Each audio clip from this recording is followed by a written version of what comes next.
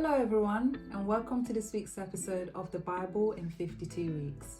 Our last episode took a break from the journey of the Israelites to explore the book of Ruth as a study in the sovereignty of God, which brings a fruitful end to a story that began with famine, death, and loss.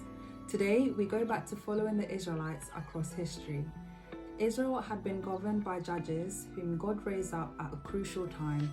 However, the nation had degenerated both morally and politically. Israel had not heard from God in decades, and at this point, the nearby nation threatened the land's safety.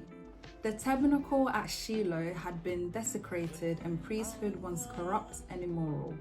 Into this religious and political confusion stepped Samuel, the miraculous son of Hannah, who will be a character of focus in today's episode. The two books that now make up 1st and 2nd Samuel were originally called the Book of Samuel. However, whereas the first book of Samuel shows Israel's transition from God's authority to Saul's irresponsible rule, 2nd Samuel documents the transition back to God, honoring leadership under David.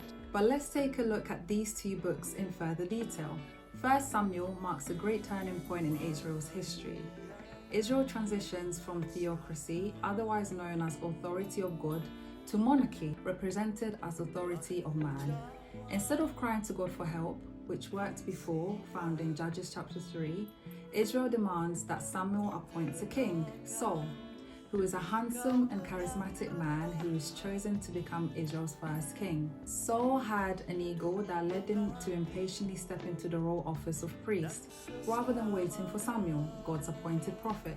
Consequently, Saul is rejected by God and consumed by jealousy and fear. Saul gradually loses his sanity. Saul had such wonderful beginnings, now ends his life in tragedy and suicide.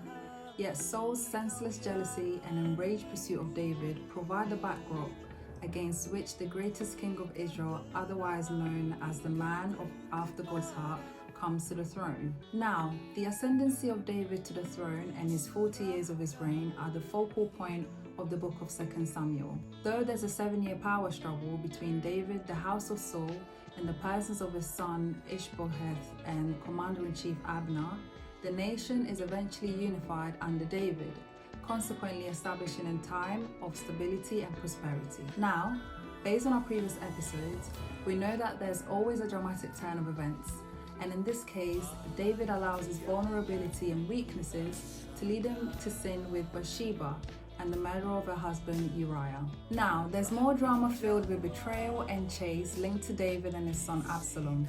So if this sounds interesting to you, head to 2nd Samuel to find out more. But for now, thank you for joining us in this week's episode, and I hope to see you again for the next book. Goodbye.